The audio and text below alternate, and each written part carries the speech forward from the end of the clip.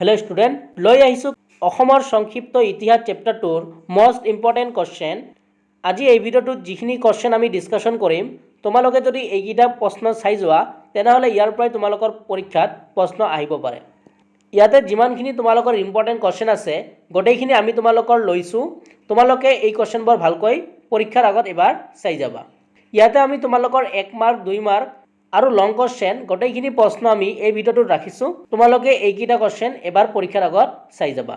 আৰু আমি তোমালোকক বাকি 4টা চেপ্টাৰ ভিডিঅ' দিলোঁ, যদি কোনোবাই চোৱা নাই তোমালোকে প্লেলিষ্ট ভিজিট কৰি চাই ল'বা, নতুবা মই ডেছক্ৰিপশ্যনত লিংক দি দিম। তেনেহ'লে ব'লা আজিৰ ভিডিঅ'টো আমি ষ্টাৰ্ট কৰিছোঁ। তো কোৱেশ্চন নম্বৰ 1 কি দিয়া আছে চোৱা, কোন কোন চনত টিকট কৰ আৰু আয়কৰ প্ৰৱৰ্তন কৰা হৈছিল। ঠিক আছে, মানে টিকট কৰ কেতিয়া প্ৰৱৰ্তন কৰা হৈছিল আৰু আয়কৰ যিটো আছে সেইটো তোমালোকৰ কেতিয়া প্ৰৱৰ্তন কৰা হৈছিল। ঠিক আছে, তো উত্তৰটো তোমালোকে লিখিবা 1858 চনত টিকট কৰ আৰু 1860 চনত আয়কৰ প্ৰৱৰ্তন কৰা হৈছিল। নেক্সট 2 নম্বৰ যিটো ইম্পৰ্টেণ্ট কোৱেশ্চন সেইটো হ'ল 1857 চনৰ বিদ্ৰোহ প্ৰথম ক'ত আৰম্ভ হৈছিল। তোমালোকে ইয়াৰ উত্তৰটো লিখিবা 1857 চনৰ বিদ্ৰোহ প্ৰথম মিৰাটত হৈছিল।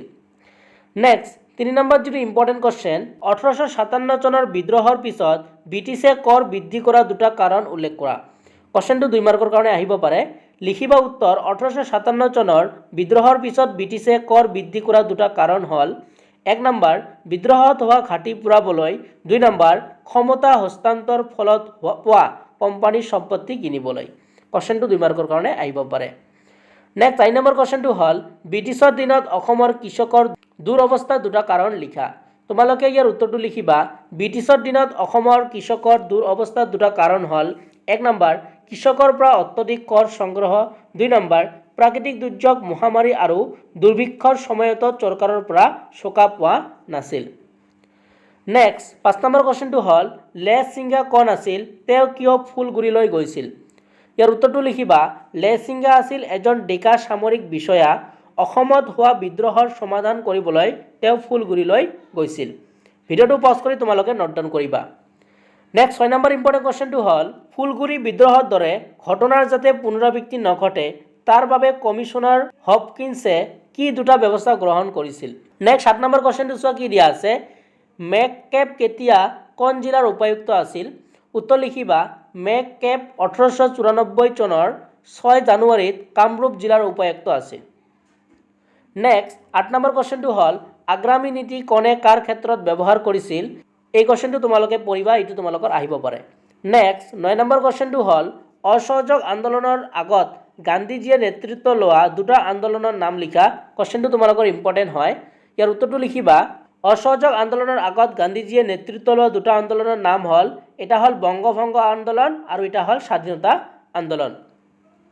নেক্সট ইম্পৰ্টেণ্ট কোৱেশ্চনটো হ'ল ৰাওলাট আইন কিয় বৈষম্যমূলক বুলি কোৱা হৈছে। কোৱেশ্চনটো তোমালোকৰ ইম্পৰ্টেণ্ট হয়। নেক্সট 11 নম্বৰ কোৱেশ্চনটো হ'ল চট্টগ্ৰাম কি নামেৰে পৰিচিত। ইয়াৰ উত্তৰটো লিখিবা চট্টগ্ৰাম চিটাগং নামেৰে পৰিচিত। কোৱেশ্চনটো আহিব পাৰে। নেক্সট ইম্পৰ্টেণ্ট কোৱেশ্চনটো হ'ল অৰুণোদয় কাকত কোন ঠাইৰ পৰা প্ৰকাশিত হৈছিল। উত্তৰটো লিখিবা অৰুণোদয় কাকত শিৱসাগৰৰ পৰা প্ৰকাশিত হৈছিল। কোৱেশ্চনটো আহিব পাৰে। নেক্সট 13 নম্বৰ কোৱেশ্চনটো হ'ল যোৰহাট সৰ্বজনীন সভা কিয় 1921 চনলৈকে জীয়াই আছিল বুলি ধাৰণা কৰা হয়। কোৱেশ্চনটো তোমালোকৰ পৰীক্ষাত আহিব পাৰে। নেক্সট 14 নম্বৰ কোৱেশ্চনটো হ'ল স্বাধীনতা সংগ্ৰামত জড়িত হোৱা সুৰমা উপত্যকাৰ ছাত্ৰ সংগঠন এটাৰ নাম লিখা। তোমালোকে ইয়াৰ উত্তৰটো লিখিবা স্বাধীনতা সংগ্ৰামত জড়িত হোৱা সুৰমা উপত্যকাৰ ছাত্ৰ সংগঠন এটাৰ নাম হ'ল অসম ছাত্ৰ সন্মিলন। ভিডিঅ'টো পজ কৰি তোমালোকে নোট ডাউন কৰি ল'বা। নেক্সট ইম্পৰ্টেণ্ট কোৱেশ্চনটো হ'ল আহোমৰ প্ৰথম ৰাজধানী ক'ত আৰু কেতিয়া স্থাপন কৰা হৈছিল। উত্তৰ লিখিবা আহোমৰ প্ৰথম ৰাজধানী চৰাইদেউ আৰু 1253 খ্ৰীষ্টাব্দত স্থাপন কৰা হৈছিল। নেক্সট 16 নম্বৰ কোৱেশ্চনটো হ'ল মিৰ্জুমলাই কোন চনত অসম আক্ৰমণ কৰিছিল, তেওঁৰ লগত অহা লিখকজনৰ নাম কি। কোৱেশ্চনটো তোমালোকৰ 2 মাৰ্কৰ কাৰণে আহিব পাৰে। উত্তৰটো লিখিবা মিৰ্জুমলাই 1662 খ্ৰীষ্টাব্দত অসম আক্ৰমণ কৰিছিল, তেওঁৰ লগত অহা লিখকজনৰ নাম হ'ল চিহাবুদ্দিন তালিচ। ঠিক আছে। নেক্সট 17 নম্বৰ কোৱেশ্চনটো হ'ল হস্তিবিদ্যান পুথিৰ চিত্ৰশিল্পী দুজনৰ নাম লিখা। এইটো একেবাৰে চিম্পুল কোৱেশ্চন পৰীক্ষাত আহিব পাৰে। এজন হ'ল দিলবৰ আৰু হ'ল দোসাই। ঠিক আছে। নেক্সট 18 নম্বৰ ইম্পৰ্টেণ্ট কোৱেশ্চনটো হ'ল প্ৰাগজ্যোতিষৰ প্ৰথম ৰজাজনৰ নাম কি আছিল। উত্তৰ লিখিবা মহিৰংগ দানৱ। কোৱেশ্চনটো তোমালোকৰ 1 মাৰ্কৰ কাৰণে আহিব পাৰে। 19 নম্বৰ কোৱেশ্চনটো হ'ল প্ৰাচীন কামৰূপৰ 4টা ভাগ কি আছিল? তোমালোকে ইয়াৰ উত্তৰটো লিখিবা। কি লিখিবা? ৰত্নপীঠ, কামপীঠ, স্বৰ্ণপীঠ আৰু শৈমাৰপীঠ। ঠিক আছে, এই কোৱেশ্চনটো তোমালোকৰ পৰীক্ষাৰ কাৰণে মষ্ট ইম্পৰ্টেণ্ট হয়। 20 নম্বৰ কোৱেশ্চনটো হ'ল আহোমসকল কোন গোষ্ঠীৰ লোক? উত্তৰ হ'ব টাই বা থাই গোষ্ঠীৰ। 21 নম্বৰ কোৱেশ্চনটো হ'ল চুকাফাই প্ৰথম স্থায়ী ৰাজধানী ক'ত পাতিছিল? উত্তৰ হ'ব চৰাইদেউ। নেক্সট ইম্পৰ্টেণ্ট কোৱেশ্চনটো হ'ল চৰাইঘাটৰ যুদ্ধ কেতিয়া হৈছিল? কোৱেশ্চনটো পৰীক্ষাত আহিব পাৰে। ইয়াৰ উত্তৰটো হ'ব চৰাইঘাটৰ যুদ্ধ 1671 চনত হৈছিল। তাৰপিছত 23 নম্বৰত তোমালোকক কিছুমান চমুটোকা দিয়া আছে যিবোৰ তোমালোকৰ ইম্পৰ্টেণ্ট। 1 নম্বৰ হ'ল পত্ৰুঘাটৰ ৰণ, এইটো চমুটোকা আহিব পাৰে। 2 নম্বৰ হ'ল অৰুণোদয়, এইটো আহিব পাৰে। 3 নম্বৰটো হ'ল আছাম এছ'চিয়েশ্যন, এইটো তোমালোকৰ মষ্ট ইম্পৰ্টেণ্ট হয়, এইটো হোৱাৰ সম্ভাৱনা বেছি আছে।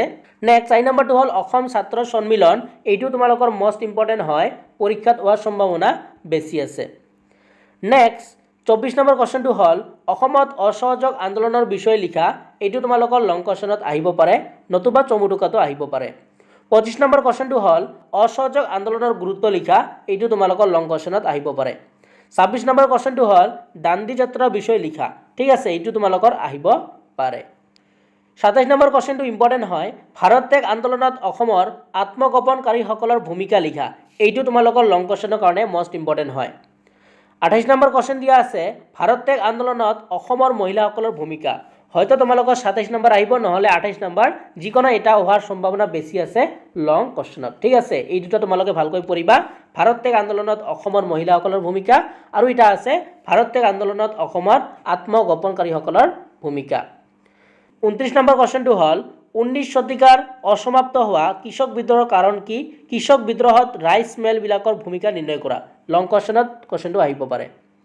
30 নম্বৰটো ইম্পৰ্টেণ্ট কোৱেশ্চন হয় ফুলগুৰিত ধোৱা কি? এই বিদ্ৰোহ কিয় হৈছিল আৰু ইয়াৰ পৰিণতি কি আছিল? এইটো তোমালোকৰ ধোৱা হ'ব। ঠিক আছে, তো এই কোৱেশ্চনটো তোমালোকৰ লংকৰ কাৰণে ইম্পৰ্টেণ্ট হয় বা কেতিয়াবা তোমালোকৰ শৰ্টতো আহিব পাৰে। ঠিক আছে, কোৱেশ্চনটো তোমালোকৰ মষ্ট ইম্পৰ্টেণ্ট হয়। 31 নম্বৰ কোৱেশ্চনটো হ'ল মনিৰাম দেৱান কোন আছিল? তেওঁ কিয় ব্ৰিটিছ বিৰোধী হৈছিল? চমুকৈ লিখা, এইটো তোমালোকৰ 2 মাৰ্কৰ কাৰণে আহিব পাৰে। নেক্সট 32 নম্বৰ কোৱেশ্চনটো হ'ল অসমত 1857 চনৰ বিদ্ৰোহৰ বিফলতাৰ কাৰণবোৰ ব্যাখ্যা কৰা। এইটো তোমালোকৰ লংকত আহিব পাৰে, নতুবা 2 মাৰ্কৰ কাৰণে আহিব পাৰে, কিন্তু এই কোৱেশ্চনটো তোমালোকৰ লং কোৱেশ্চনত হোৱাৰ সম্ভাৱনা বেছি আছে। ঠিক আছে, তোমালোকে এই চেপ্টাৰটোৰ পৰা যদি এইকেইটা কোৱেশ্চনে কৰা, ইয়াৰ পৰাই তোমালোকৰ পৰীক্ষাত আহিব বুলি আমি আশা ৰাখিছোঁ। আশা কৰিছোঁ আজি ভিডিঅ'টো তোমালোকে ভাল পালা। আৰু আমি তোমালোকক ইতিমধ্যে 4টা চেপ্টাৰ দিলোঁ আৰু এইটো লৈ তোমালোকৰ 5টা চেপ্টাৰ আমি তোমালোকক দিলোঁ। আৰু সেই 5টা চেপ্টাৰত যিমানখিনি কোৱেশ্চন আমি তোমালোকক দিলোঁ, সেইকেইটা কোৱেশ্চনে যদি তোমালোকে চাই যোৱা, তাৰ পৰাই তোমালোকৰ পৰীক্ষাত আহিব পাৰে। যদি কোনোবাই ভিডিঅ'বোৰ চোৱা নাই, মই ডেছক্ৰিপশ্যনত লিংক দি দিম, তাৰ পৰা তোমালোকে চাই ল'বা, নতুবা আমাৰ চেনেলত গৈ প্লেলিষ্ট ভিজিট কৰি তোমালোকে চাব পাৰিবা। যদি কিবা ডাউট থাকে তোমালোকে কমেণ্ট ছেকশ্যনত কমেণ্ট কৰিবা, আৰু যদি তোমালোকৰ ভিডিঅ'টো ভাল লাগিল তেনেহ'লে ভিডিঅ'টো এটা লাইক কৰি দিবা আৰু ভিডিঅ'টো তোমাৰ বন্ধুবৰ্গলৈ শ্বেয়াৰ কৰি দিবা। আৰু যদি চেনেলটো নতুন হোৱা চেনেলটো ছাবস্ক্ৰাইব কৰি ৰাখিবা। আজিৰ ভিডিঅ'টো চোৱাৰ কাৰণে তোমালোকক ধন্যবাদ জনাইছোঁ।